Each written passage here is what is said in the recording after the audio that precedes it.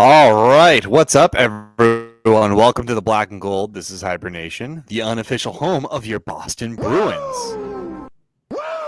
I am. Oh my goodness, that was too many woos in a row, buddy. we had that The shit on vibe is schedule. not that high. Clearly. Like, holy crap. Anyway, I'm Goosey, and I'm joined by one half the Brute Squad today, Hershey Higgs, the Higman himself. We are without our vibe captain this week, as he is in Florida spending some time with Mickey the Mouse. But tonight we have for you goalies, Swayman and Corpusalo. The Bruins team mentality, is it declining? Is it not? Marchand trade rumors, our vibe check, and much, much more. But Kyle, how are we doing? Pretty mediocre, much like this squad that we get to keep watching. You know, it just keep getting backed up. You get some good, you get some bad, but you can never get more than a little bit of good in a row. Seems to be the name of the game for them. How about you? I'm good. I mean, it was a very confusing week for the Boston Bruins. They go 1-2. They arguably should have went 2-1. Because you anticipated them to beat Buffalo. Instead, we got a touchdown scored on us, and we only got a safety.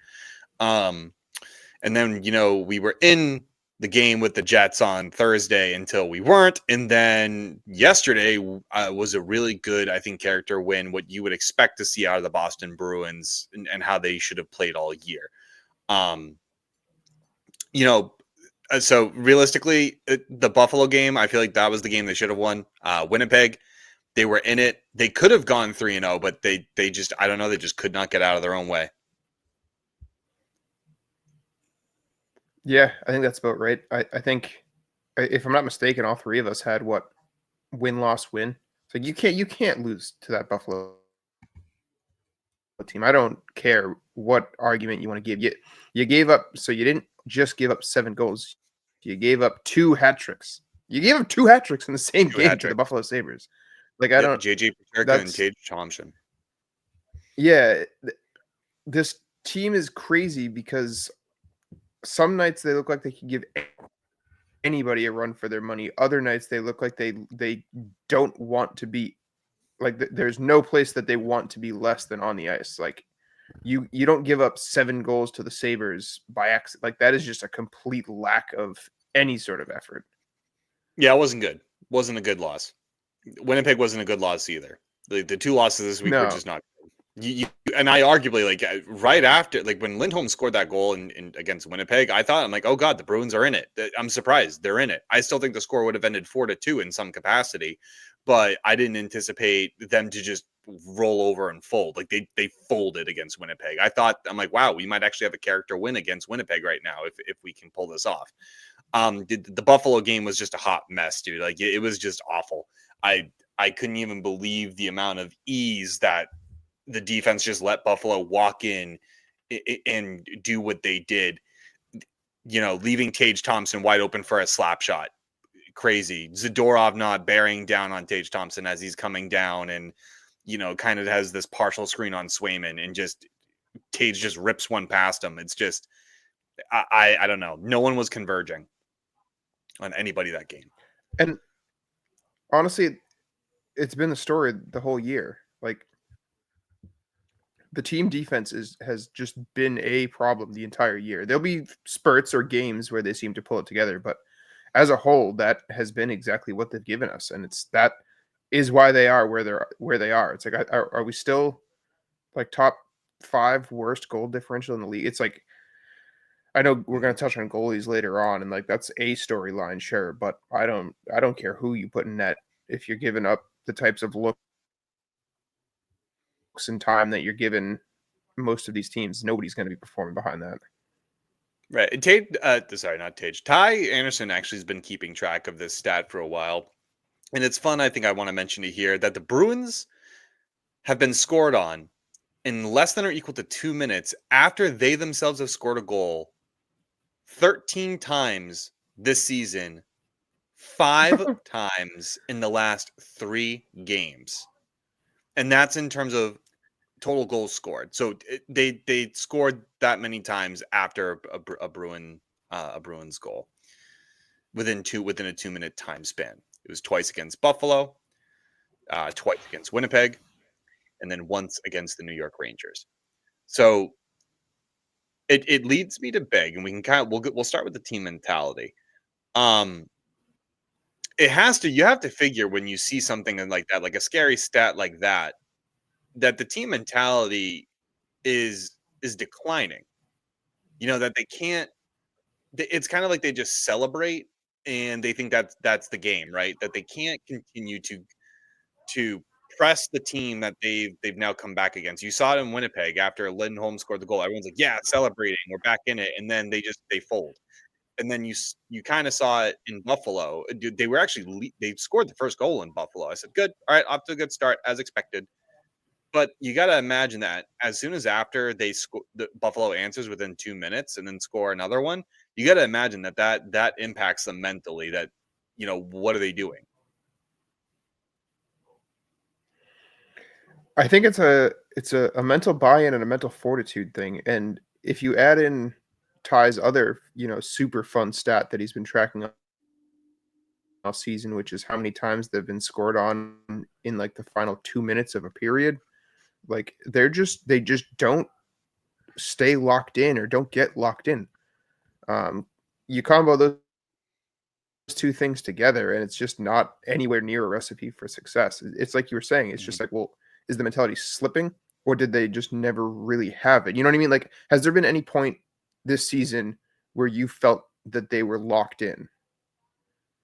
Or how about, or at least beyond like 2 or 3 games? You know what I mean? Like, it seems like that's been their problem, is just you can't get a full 60 out of them. You can't get they don't build momentum. Like a goal like that Lindholm shorthanded goal to tie that game, that should be the type of thing that like everybody now gets that jump in their step. You get a new life. You got a 0-0 game in the third period against a team that really should have handled you.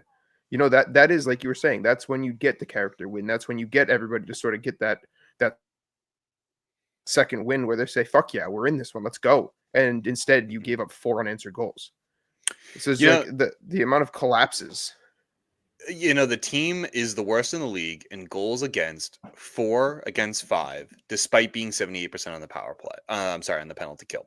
They lead the league in giveaways. They also lead the league in takeaways.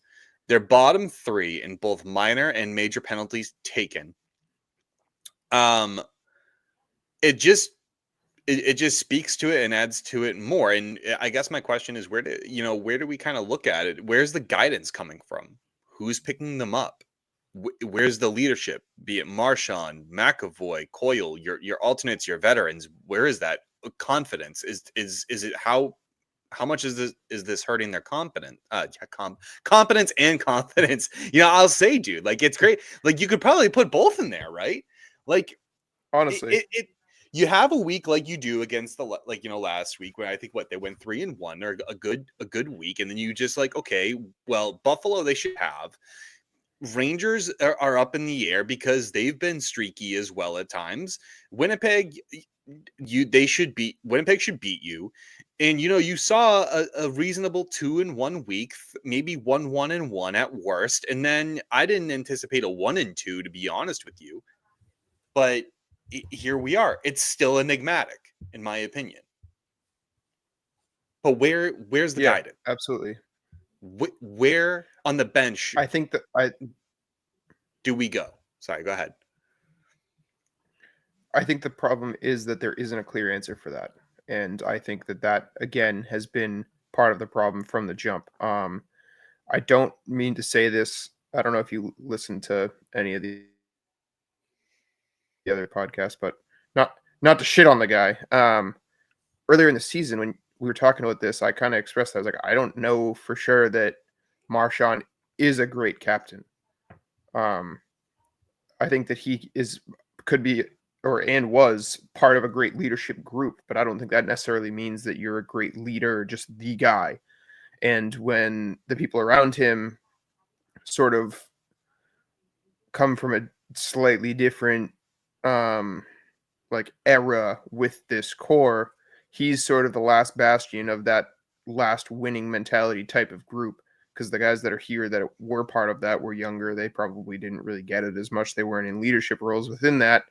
And now you get some of the other veterans that they've added to the core that don't really have that same like winning mentality. So it's like, yeah, you get your Charlie Coyles, you got,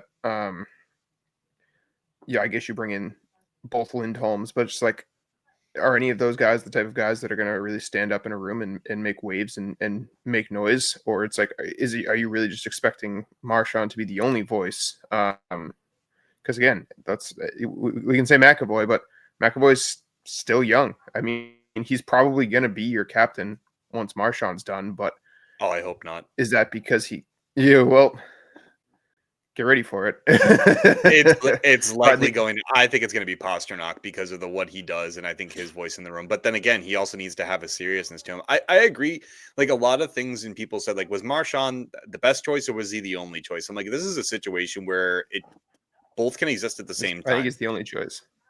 I think it's both. I think because he was an alternate for some time. I think he knows what it takes to win. I don't think he's a bad leader. I don't think it has anything to do with that. I think it also stems from the coaching staff down. I think there's a disconnect between, like there was with him and Montgomery, and there's a disconnect between him and Sacco. And I think that's very evident. And I think that's also impacting the way the alternates, go with it, because it stems down, right? It's like this hierarchy of things that can occur. So I doubt it's Marchand, but I think he's not innocent in that regard. I think there's things that the captains themselves need to work on and get everybody to buy into the system that they're working with. And I think Sacco also needs to be open-minded and work with his team, because again, we could beat this till we're blue in the face. This team's mentality and this team structure really hasn't changed in over a decade. It's been the same Bruin structure. So you have this new age of hockey beginning, and this new age of talent that's coming onto the team. And I think the Bruins are kind of stuck back in the 2010s, and I think they need to adapt, or at least the coaching staff needs to adapt to this new 2020 style of hockey. Yeah, so in that regard, I would argue that the problem there lies in Sweeney, and it lies in I mean, it's pretty much out there. It's all but said now that Montgomery was completely checked out before the season even started. They had their little negotiations in the offseason. He didn't want the extension. And then you even had players saying, like, I'm sure you saw the Zadorov quote where he basically said, everything that I had heard about playing for that guy is definitely not what I saw when I started here. So it's like, for all intents and purposes, your head coach was checked out to start the season. So it's like, I don't know how you can expect the team to overcome that. So I don't care how good your leadership group is. Maybe you can band-aid that when you had the full run of the Bergeron, the Chara, the Marchand, the Krejci. But when you have a younger group of guys, a less established leadership group, and now your head coach is basically effectively working himself out of a job on purpose. Like of course it's going to be a disaster. And I think Sacco has not instilled any sort of confidence in me since he's taken over either. So yeah, I think you basically have one voice now. And I think unfortunately it's easy to start to waver and tune out one voice if it's just Marchand sort of trying to hold up the flag because nobody else is believing in anybody else talking. I feel like there's crickets, like in the locker room, whenever they have a bad period. Like it just what you hear. Like if there's a bad play, no one tries to pick anybody up. There's and no say, emotion. Yeah, there's like nothing there, and it's really hard to see, man, and it's difficult. And you want to see that raw emotion. You want to see people getting fed up that they're losing. I was expecting Coyle to be more aggressive. He's not. He appears not checked out, but why am I going to waste my body on this team that also doesn't seem like they want to care. And then you have players like Marchand who will stir the pot. You have players like Zadorov who will, Frederick, but you can't have a lot of those guys do that all the time, because then they damage you when they're in the box. So it's this really messed up thing that they're not playing for each other anymore. I just feel like they're not, and I don't think it's the fact that it's screwing with the team chemistry in a sense, because I think the chemistry is still there. It's the same core, but I think the message in the locker room isn't as strong as it was last year. And I think that had to do with I wholeheartedly, definitely agree. It definitely seems like they're not pulling for each other in the same way. They're not engaging with each other. There's no emotion there. It's like you'll still see everybody try to say, "Oh, they're fighting for each other." When you get somebody like going to try to take a run at somebody and start a fight when they're down 5, it's like, no, that's performative. Like the real fighting for each other is a period ago when it was a 1-goal game when you really needed to lift each other up. It's like great that you're doing the song and dance and pretending to be a tough guy who wants to get the boys going. It's like, no, you need to pick each other up when there's still a game to be played, not when you've already let it slip so far out of hand that you got nothing left. it also doesn't help in the TD Garden too when you get your own home barn to turn on you when you're getting booed off the ice, and that really impacts you mentally too in the team. Like if you can't even get your own barn behind you, it's messed up. And like you said, when people bring up, it's like, oh well, they are fighting for each other. Like they take when someone takes a run at somebody, they defend them. That's just hockey code. Like you that's just being a teammate. That's you defending the individual that you feel got hurt by something, by some Jamoke making an awful play. Like you know what I mean? It's That's not engaged.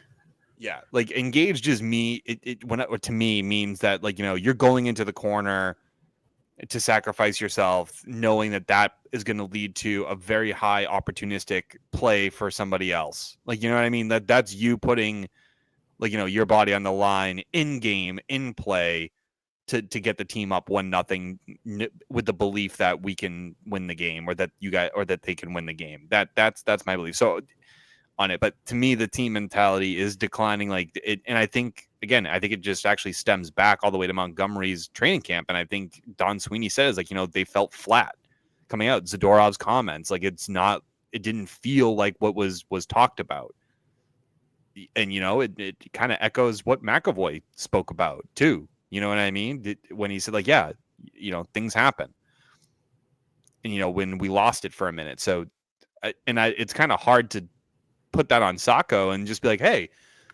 you're the coach now. You need to fix this. That's not an easy thing to do when half the team is already just like, well, the message. It's hard to pick them up after that, after just having such a flat line for so long, and just being like, it's hard to find hope after we were told X, Y, and Z. We're never going to know what goes on in these locker rooms. So this is all speculation.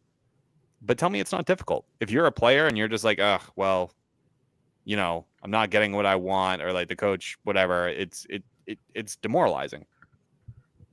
So in the same vein, I'll ask you the question. Do you think that they're just using Sacco to be able to run out this year before they retool, find the actual coach, and make moves for next year? Or do you think they're actually going to try to give him another full season shake after this? I don't think he'll be the head coach. I'd be very surprised if they do keep him as the head coach, because I don't think it is that's the best path forward. I don't think he'll be here. I think you need a coach that, like Montgomery, who had a fresh mind with this new era and age of hockey coming into it. And I think you need a coach like that, a coach that isn't fully on the defensive structure that Sacco is, or that Claude Julien is, or Green, the guy that coaches Ottawa. He was a very I think it was a 1-3-1 guy. Rick, correct me if I'm wrong. Rick's away. Say that again.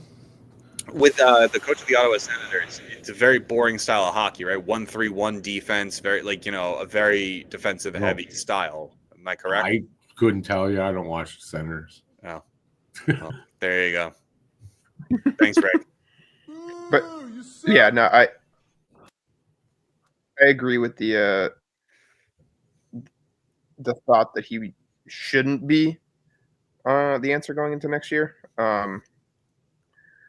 But I do wonder what's available out there. Like, who do you end up with? Because I do think that you need somebody with a new thought, a new approach.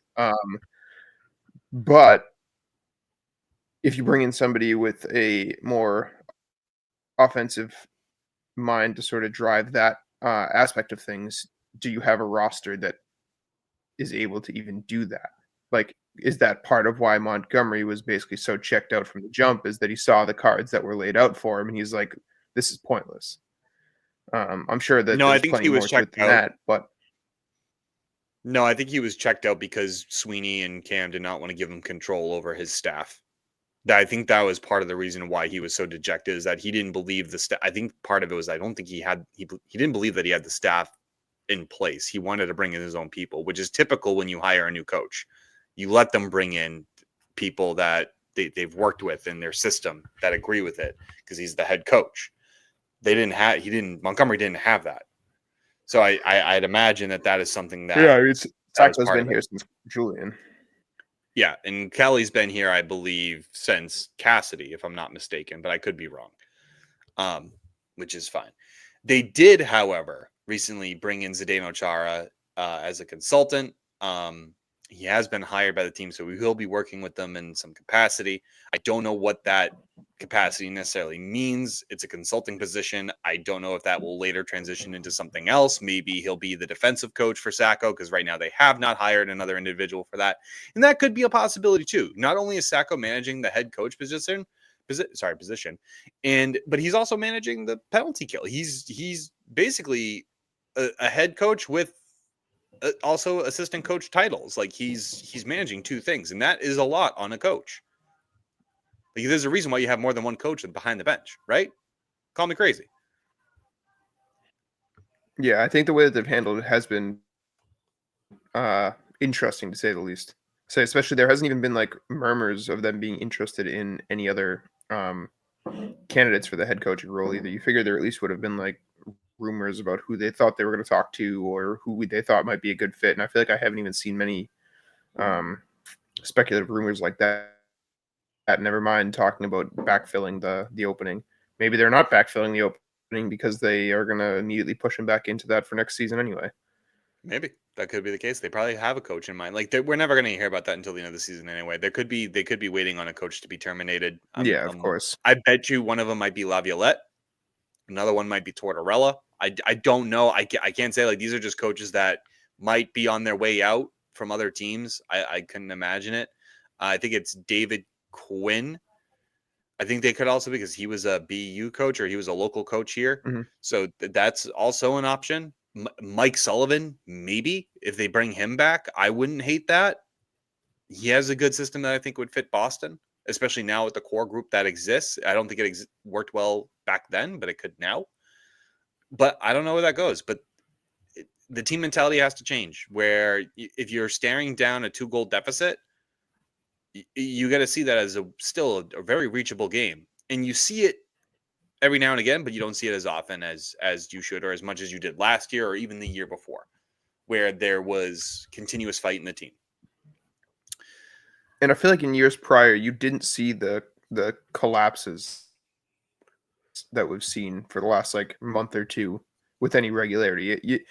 Even on a bad night, you weren't giving up 4 or 5 unanswered goals. Like, that just really wasn't their MO. There'd be nights where they look like they just didn't have it, and that's one thing. But the complete collapse has not been within the Bruins MO for any time that I can remember. One last fact, and then we'll move over to the goalies, because I feel like the goalies need to be addressed. The Bruins are 220. I believe now it's 221-4 when going into the third period with any goal deficit. 221-4, whether it be Woof. one goal or a multi-goal. That is horrible. Like, you can't tell me, like, if you go into if I ever see we're down 1 goal going into the third period, I'm like, we're fucked. Just throw it in. Because the second periods have also been abysmal for the Bruins, but that's just another fun fact for Bruins fans out there, because I believe Winnipeg marked the 21st team that was that made that stat. Going into the goalies, there's been a lot of hate towards Swayman, and I'm starting to get really frustrated with it. Because I think all the hate is geared towards, because he signed that $8.25 million contract, and people say he held out, but there's always an agent on the other side of that, along with the GM. Swayman had stated several times that he wanted to play for the team. So it could be him that necessarily was holding out, but I'm also putting blame on on all three parties on that. Now, has he been great or perfect this season? No. But has Boston also just fumbled pucks in front of him? Hell yes. I think the defense has hurt not only him, but Korpisalo more than they've helped them. I mean, if you just look at the amount of times that they've flung it across their goal crease and it's been intercepted for a high quality shot, and you're just like, oh, well, Swayman should have read that and should have had that, or Korpisalo should have read that, should have had that. I think you're smoking pot. Or you're drinking, or I don't even want what you're drinking. I think they've been doing the best they can in the situations that have been given to them. What are your thoughts? I think anyone now that is so like I actually just saw a headline talking about Swayman and like basically blaming him for where the Bruins are at, and it was from like an actual news outlet last week. I think if you're somebody that's blaming Swayman or the goalies in general for the way that the Bruins have been going as of late, you're lazy. I think that was a valid argument to make for the first like month of the season when Swayman first came back. Yeah, he was a problem, but so would anybody else be that didn't get any chance to practice with the team and just come into game action. The simple fact is, within the month of January, Swayman single-handedly stole you points, which is something that Bruins fans have been waiting for. It's like that's what you want and expect out of this guy. So it was awesome to see. But to try to blame him for what's been going down, I mean, if you want to look at the splits for the month of January, he was a 904 save percentage, which isn't great, but he faced over 100 shots more than he did in December with the same number of games played. So they're just letting these guys get peppered. That like you had what 3 games in a row with 40 plus shots. Like I don't care who you put in net when you give up shooting galleries every other night and you give teams the amount of time and space that this team gives the opponent, and then you got potato head ass Zadorov out there not even looking in the direction of the guy that he's supposed to be covering for half the game. It's just like, well, yeah, no shit, the goalies aren't going to look good. You're not giving them any chance at all. So have the stats been good? Nope, absolutely not. Do I think Hellebuck is going to be able to put up much better stats behind this team? Nope, absolutely not. God forbid you have somebody like Montembeault in there, be putting up like a 700. That's generous for Montembeault. Especially with this team, man. Like, every time we mention Potato Head Zadorov, by the way, this is going to be playing. Ooh, you suck. Like, I can't. I get it. He's way better. I don't want to defend him as much, but, like, he's not playing to the way I want. Earlier in the season, he wasn't playing to the way I wanted him. And Buffalo, the whole defense is making mistakes. It's not just him, but until he proves to me that he can be very consistent with the play, then he's still on my watch list for just like that might have been a really bad signing. For Swayman, and the justification behind him is like, so currently his stats are he has a 303 goals against, an 895 save percentage, 37 games played, 16 wins, 21 losses. He is 7th best in the NHL in 5-on-5 saved shots. Not hard to do when you're getting peppered. He is his even strength save percentage is a 910. That's pretty good for even strength. So his even strength has been That's good. Fine. Especially behind this team. Yeah. In power play shots against, he is 6th. So he is facing the 6th most power play shots against. And he is in 10th place for making saves on the power play. And the team is 78% on them. So just to prove that point. However, he is worse in the league in power play goals against, and that just kind of goes to show that they're also the Bruins are the second most penalized team, I believe, on the team, if not on the league, if not the first. Korpisalo has a 2.84 goals against average and an 894 save percentage, 18 games played, 9 wins and loss. Not even close to, and those stats that I just mentioned for Swayman, not even close enough to be sniffing him. So it's not just a matter of like just put Korpisalo in. Their numbers are widely different based upon those stats. And for people to just only blame the goaltenders, it just boggles my mind because I'm just like, it's not that puck has to go through 5 other people before it hits the goaltender. So, and with the amount of shots that these goalies are facing, they're going to let up soft goals here and there. If you're spending 45 seconds, or if the opponent is spending 45 seconds in our own end, what do you think what, you think they just have an IV of just fucking Red Bull attached to them and they just have endless energy and stamina that they're not going to, miss something? It's crazy. Yeah, and especially the Korpisalo is funny. It's just like, I swear to God, his high danger save percentage is like a 990, and his save percentage on like dump-ins from the blue line is like a 750. It's like the dude just makes the most insane saves that he has no business making, will absolutely bail you out on like some crazy high danger opportunity, and then the next thing you know, there's like a floater from like the sideboards, and it's just like, oh, I guess that one's in.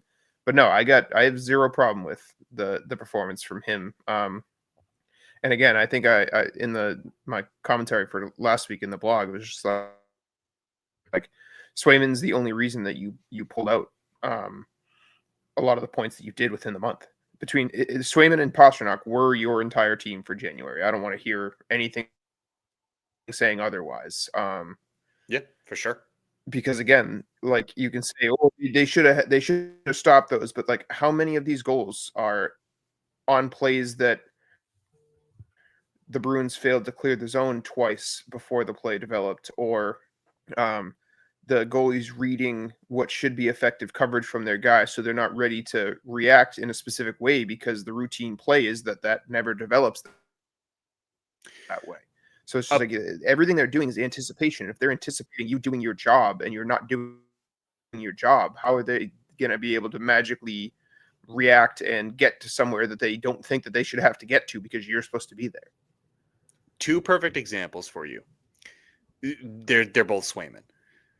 The Buffalo game, when Tage Thompson took a ripper of a shot past him, but he was wide open. I don't care where you are at the point, Tage Thompson is still a very talented goal scorer. And Swayman was square to that shot. It just beat him on his right side. It was a very perfectly placed shot. But Thompson should not have been open in that area. That's a gap in the middle, and it's wide open. You can't do it. Yesterday against the Rangers, JT Miller, his first goal as a Ranger, or back with the Rangers, I should say, not as a Ranger. But again, wide open in the middle of the slot. Again, Swayman makes the move. He's in front of JT Miller. But that is a high danger opportunity. Most times, goal scorers like that, they're gonna score. Like, I don't understand. And someone says, oh, well, I posted on Twitter and I had said, so are we, especially when Korpisalo played against Winnipeg, I'm like, so are we just going to start, calling out Korpisalo for goals he should have, or do we just blame Swayman? Because I just want to call it the hypocrisy of some of the fans that just say, like, oh, Swayman should have had that. But there's nothing about Korpisalo that says, like, oh, he should have had that. Oh, well, Korpisalo was slightly screened. I'm like, what do you think happens to Swayman, too? Is it just because he makes the $8.25 million? That's not fair. People honestly get that. Korpisalo also. Let's be honest. That is $5 million. Let's say, I don't. We'll leave poor Korpisalo's contract out of it because I do hate that contract. I wish we didn't have to take that back to get the deal that we made get done. But I'll correct myself real quick. Now that Sorry, he's here, that's not. I'll just go correct myself real quick. With us, he makes $3 million, but his total contract value is $5 million. Yeah, they retained on that, but still. Again, I think any of the fans that are saying goalie, it's lazy, or you don't pay enough attention to the game in front of you to watch what's leading to those sort of things. Like, yes, sure, would you love your goalie to have every opportunity? Yeah, of course. One, that's just not going to happen, and 2, when you give extremely talented players time and space, they're going to beat you. Like, imagine if other teams gave Pastrnak the amount of time and space. Sorry, that's just a bad. These guys, it's like, it's like if Pastrnak had the time and space that we other players to take. It's like he'd be over 50 goals already. No, I agree with you. And sorry for the alarm. That was just like a bad fan alert. Anyone who's just willing to immediately throw their goaltenders under the bus, unless it's often and it's really egregious. Like, sure, I'll say like, yeah, there's goals that Swayman should have. I'm sure there's goals that every goalie wishes that they could have back or they could have played better. But you want to know what? It's just crazy. And and this is not to defend Korpisalo and Swayman and say that they've been perfect. They're not. But neither is the team that plays in front of them. And and if I say, oh, you're missing your top three defensemen. Like when we played, I think I can't remember. I think it was against Buffalo. We didn't have Carlo, Lindholm, or McAvoy, and it showed. Like, you know what I mean? But like, oh, that's just a scapegoat for how Swayman's playing. I'm like, no, we honestly can't forget that Buffalo is still on paper a very talented team. Ukko-Pekka Luukkonen is not a bad goaltender. Devin Levi, not a bad goaltender. You got to put some respect on them. So it just boggles my mind. I wanted to defend the Boston goaltenders because being peppered in the way that they have and having the shots, like it's not even just the shot totals, Higgy. Tell me I'm wrong. It's the quality of the shots that Boston's giving up. Oh yeah, absolutely. But it is even worse because they're doing both quality and quantity. So it's like, yeah, no shit, they're getting peppered. It's like I like that in Swayman's splits, his save percentage in January was significantly higher than December, and his goals against average was almost a full goal higher. So it's just like save percentage increased drastically, and the goals against still went up. Yep. Yeah. Again, it's not as black and white as we all would like it to seem. And I think that makes it for bad hockey analytics too, if you're just going to look at it that black and white, because then you can just look at it because the team is in the bottom of the league in every single category: goals for, goals against, like 5-on-5. I think goals for or something like that. They're not great. Like it's hard to win game. You can't expect Swayman and Korpisalo to get a shutout every single game because that's what you're basically telling them to do because your offense can't score. Like that's basically what you're asking your goaltenders to do. I want you to be perfect every single game. And I'm just like, if that was the case, and if Korpisalo and Swayman could actually do that, oh my God, I'd give them each $20 million and say call it a day. Like, you know what I mean? Wouldn't you? Because if you ever had a goaltender like that, I'd give them the bag. I'd give them my house. Not my dog. They can't have my dog. Yeah, he's playing in Winnipeg right now. Yeah. It's crazy to me.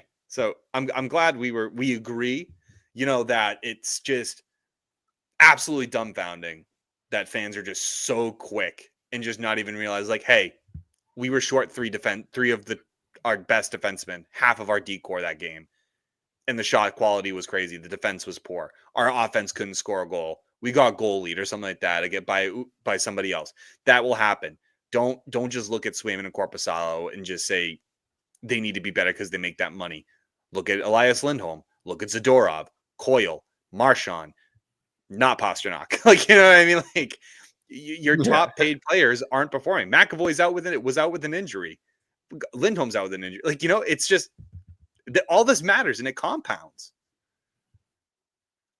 Also call and up. It'd be different if it was nuanced and we couldn't see sort of where the discrepancy is. Like if the defensive coverage lapses were like slight lapses or like you couldn't tell, but it's just like it's so in your face how awful the defensive performance has been this entire season. Like, how are you missing this? Like, it's so egregious. Like the fact that that's not registering on you. What you think that it's supposed to just be like everybody does whatever the fuck they want, let everybody get open looks at the goalie. Goalie's job is to stop everything and then just make it magically go the other way. It's like, no, it's so blatant how problematic it is. Like I think your top pairing for that game with McAvoy out was what?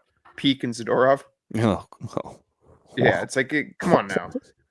They had a -4 for each of them that game. That was so bad. That was so bad. They hard fought -4. They earned all four of them. Who would have thought it? Like it's crazy. Dun dun. Like it. I don't know. The judge has made his ruling. It is not the goalies. I was adamant on our Twitter defending our goaltenders, saying there's so much more wrong with Boston than your goalies. Your goalies are not the problem. And I bet yeah. I bet Might you be if the least anything, of your buddy. problem.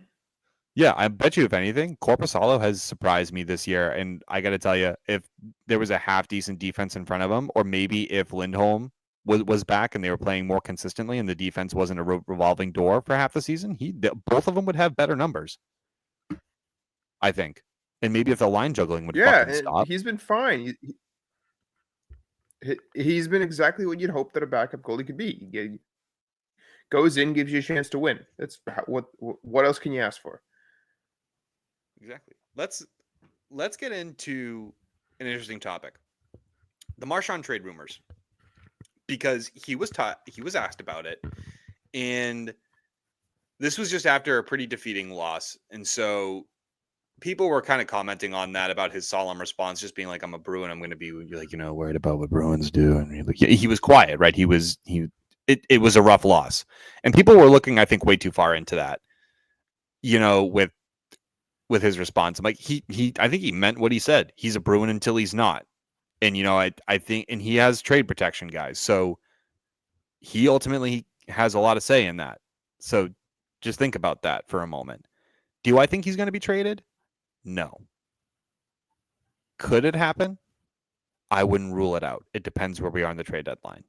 Before I go further, Higgy, thoughts? I think there's two questions to ask. It's like one, the actual logistics of it, but two, the fact that he was asked about it. I think him being asked about it by the media is indicative of where this team is at. I think if the team wasn't so mercurial and wasn't in the position they're in with like a sub 20% chance to make the playoffs, they're not asking him that question. And to hit him with that after a shit loss just kind of like compounds it, where it's just like, this isn't something that would have any sort of life if the team didn't have their head so far up their ass. But because of where we're at, the question's getting asked. Now, putting that aside, just from an asset management standpoint, you got a 36-year-old elite talent on an expiring contract. Any smart manager is thinking about this situation. There's what you want to do, what you think you have to do, and what's best for the team, and all of those things. So I think that you need to at least be thinking about what comes next. I don't think you can just blindly run it out at the end of the season and, we'll figure it out. But then what does that look like? Do you want to, like, I think there was like a potential contract like rumored for Marchand out there at like 3 years for $7 million a year. Do you want 3 years, $7 million for a guy pushing 40? So then there's that argument. Is like, well, where do you see the team and what's best for the team for the next few years? I don't think he gets traded. I truly don't. But do I think that it's stupid for management to consider and think about options? No, definitely not. Let's get into the question of like, what would that mean if he did? What would that mean for the team if they did trade him? Because personally, for me, that's a sign of instead of a soft retool, you're looking at a major retool, because now you're already out a right winger on the second line until that gets placed, and if you have faith in Lysell that he can fill that, or maybe if Wahlstrom, if they elevate, whatever, if they decide to keep him, I think that they should keep Wahlstrom at a $1.5 million deal or $2 million deal. I think they should, and give him an actual opportunity to try and thrive here and not have him as a revolving door. But now you also have questions at left wing if you do that as well, a second line left wing. So now your second line is hurting. So it's just it adds more questions, in my opinion. And so you don't pay Marchand $7 million, or if he's willing to take a $4 million deal on shorter term, who do you replace him? There's no guarantee that Nikolai Ehlers is gonna make the free agency. There's no guarantee Brock Besser is going to make free agency, because both of those are UFAs at the end of the season. It all depends. Are those teams going to be willing to shell out the money for those players? Are you willing to shell out the money? Because Ehlers, I guarantee you, is probably looking at $7.5, $8 million. Besser is probably looking at $8 million. The only benefit to those two is that they're younger.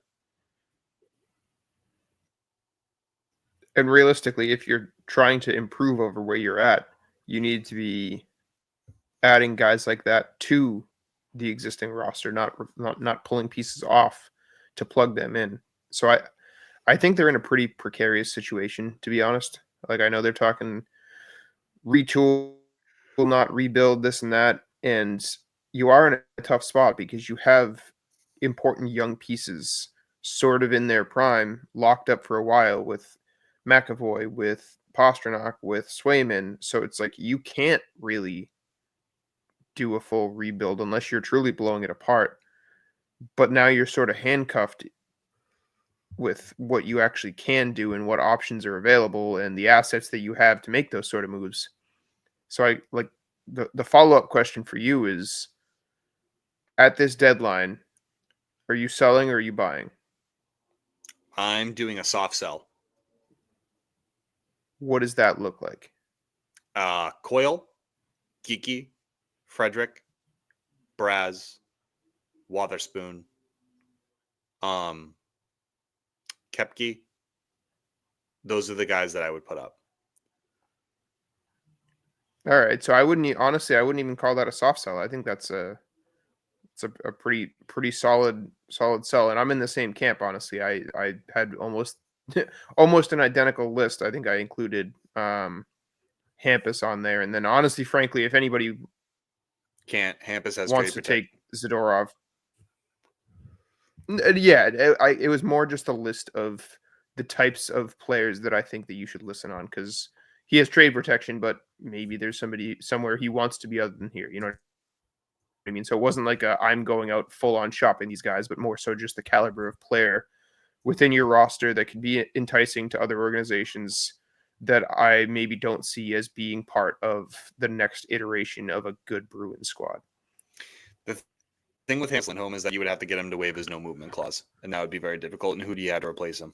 That's the problem. You don't have a left shot defenseman to be able to do that. So I think Hampus should stick. But other than that, I kind of agree with you there. Let's go to the hypotheticals. What could you possibly imagine getting in return for a guy like Marchand? Very quick. What would you see? So far this year seems to be a seller's market. So yeah, I'm not going to pretend like I have a super good handle on like the asset returns, but I would definitely say that you're talking a first plus. What that plus would be, I'm not sure. Like, are we talking? Is like a first and a third? Is it a first and a mid range prospect? Again, I think the expiring deal sort of cuts things down a little bit, but it wouldn't be a small return, that's for damn sure. I even think that you're looking at a potential first for guys like Frederick and Coyle. So what does that put Marchand at? I would put Marchand at minimum a first round pick, a high quality prospect, a second round pick on top of that. And then if we were to retain 50% of his salary for the remaining of the year, I would say add in a third. I think that would be your overall. Would I? It would depend on the prospect level. That's the thing. So like who the prospect is, it would need to be a left winger. I would listen on it, but I think that would be the bare minimum that would need to be offered for me in order to pull off that deal. Maybe even do another second round pick to retain $3 million, because you're getting a guy like Marchand, who's one of the best probably two-way forwards in the game, and still a guy who is scoring at almost a point per game basis, and he's known for his playoff play and his penalty killing prowess. So you're getting a lot out of a guy like Marchand. So I feel like it would have to be something of substance, and not to mention he has a cup and he's a captain. But then again, look what Jacob Trouba got. So like, you know what I mean? Like that guy's a loser. Fuck that guy. My other question is who would succeed him? Who would be the next Bruins captain in your mind? I know you mentioned McAvoy, but is that the person you're going to stick with? I don't know if it's like a that's who I think that they would choose. I don't know if that's who I think would be the best answer, and I don't know if I know who I think would be the best answer. I mean, realistically, your only two options are him or Pasternak at this point. And I don't know if feeling like those are the only options makes for a good outcome for it. So I don't know. I definitely think it's one of those two. I think for some reason the team would likely lean towards McAvoy, if for no other reason. And honestly, like I think that there's something to be said to not putting additional responsibilities on guys too. Like it's not like being a captain is just them saying we appreciate you, good job. It's just like there's responsibilities that come with that. And maybe there's certain guys that you don't want to have to put the extra burden on because that could also take away from what they're doing on the ice. And maybe that is a guy like Pasternak. Maybe he needs the ability to just focus on his game more and continue to wear the A, but not have to be the leader. That's a good point. How I about would you? have it. I would have Pasternak as the leader.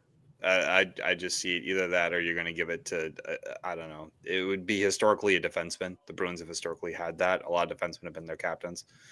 I don't know if McAvoy is that guy that can really reel him in, but after that, I don't know who. It's either going to be. It's one of the two, in my opinion.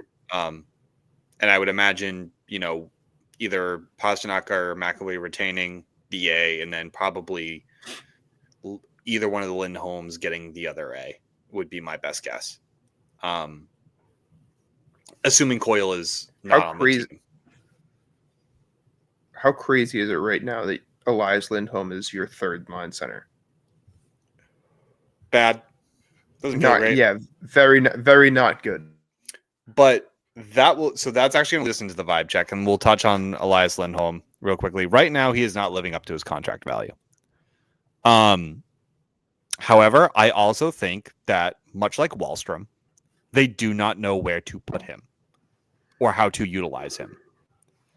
Similar to Braz, Frederick, and Patra. I think they are just revolving so many players right now up and down the lineup to see and try and salvage something and hope to God it works.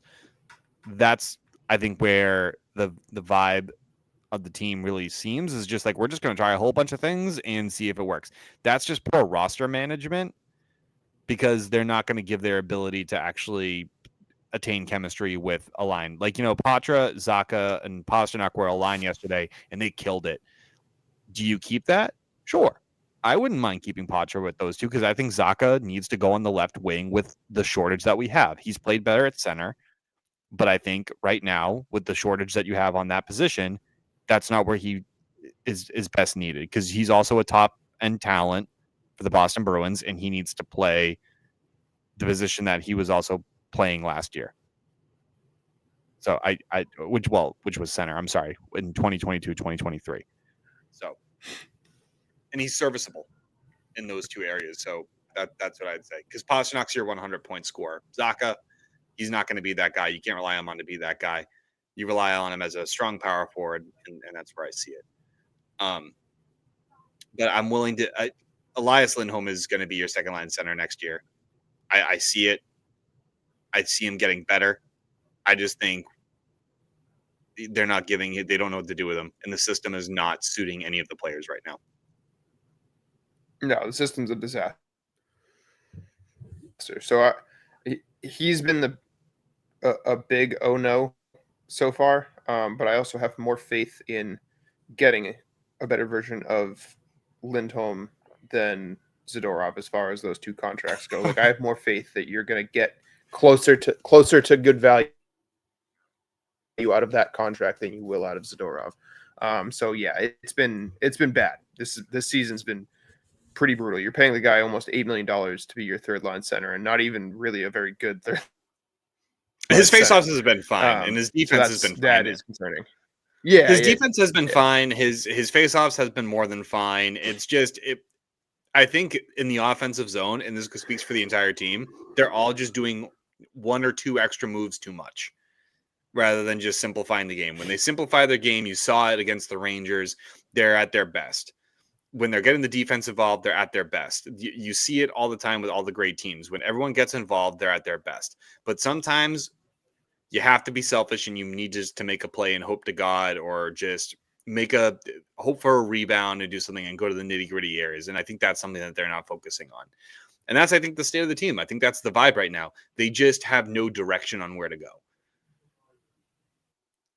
Like that's the case. Yeah.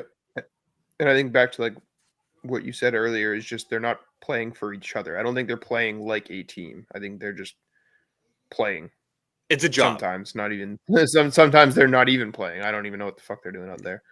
It's a job, right? They're not seeing it. They feel like they just have to get up and go to work. It's not a fun activity for them right now. I feel like it's a job that they know they have to do. It's not like they're going to have fun doing it. That's where I feel like they are. Like, you know what I mean? Like have you ever had a job where you're actually going through the motions?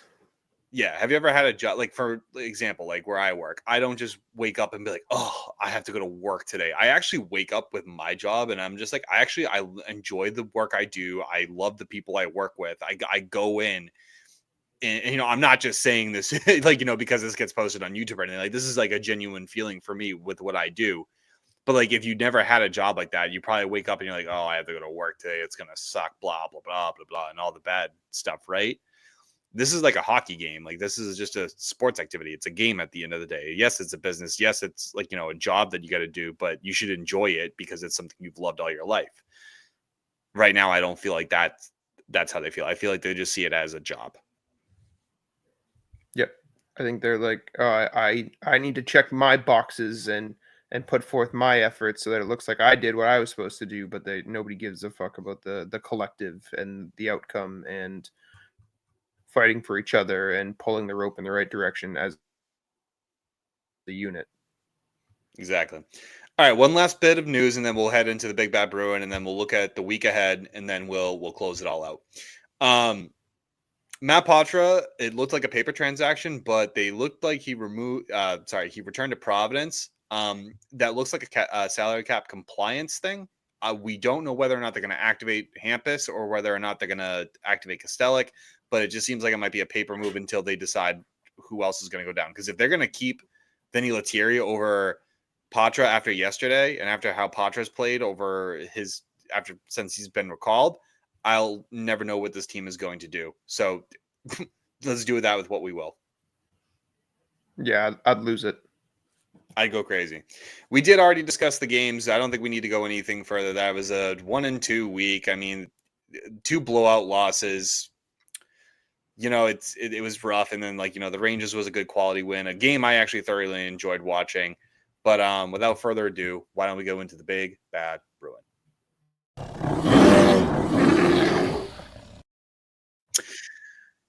It was kind of difficult this week if this stat didn't kind of come out for me, which if I even had to be able to pick a Big Bad Bruin because of the 2 losses.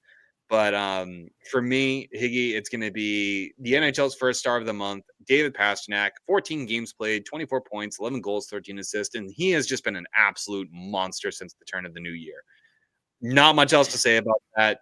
His play speaks for himself. He's my Big Bad Bruin. Yeah, mine for this week is Carter Camper, just because I'm sick of Cam's attitude. It's David Pastrnak.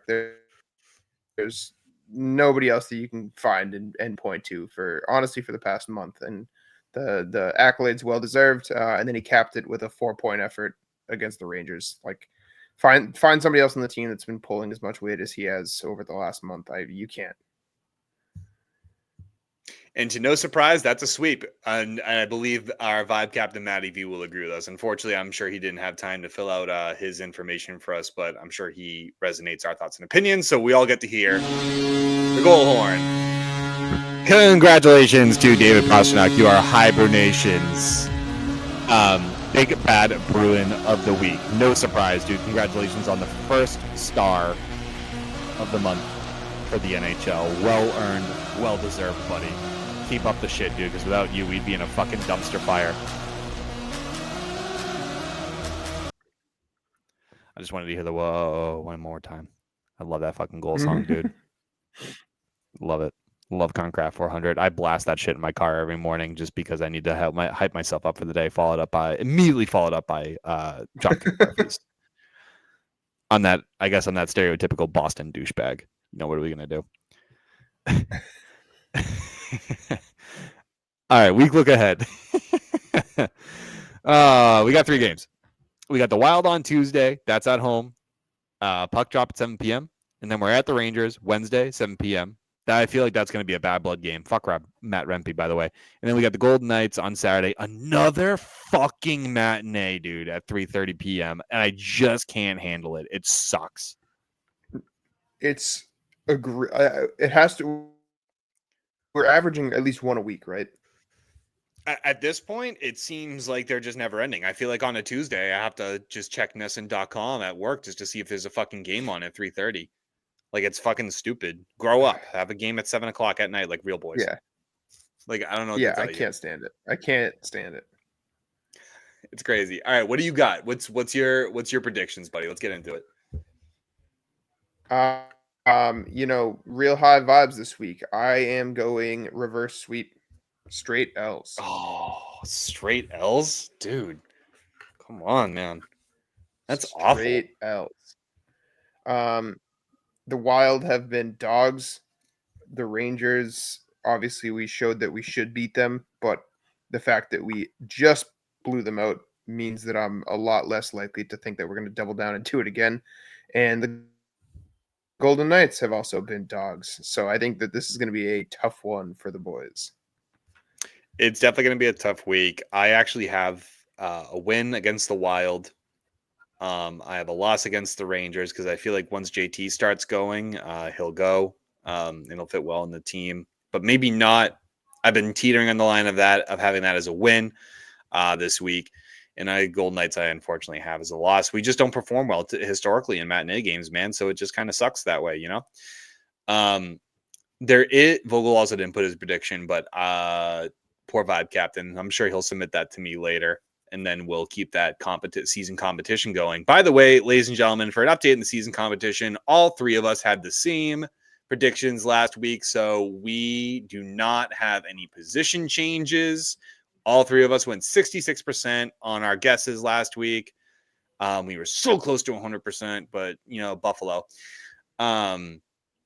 And then we go from there. We still need punishments, guys. Come on, send us some stuff. We want to hear from you. Who has to go clack sacks in front of Warrior Ice Arena? Who needs to do the polar plunge?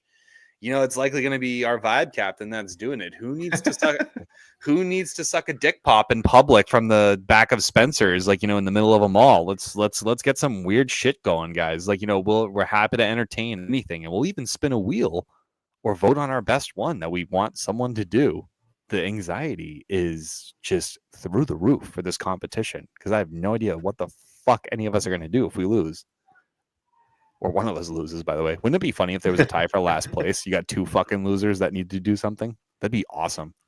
That's some Impractical Joker shit, buddy.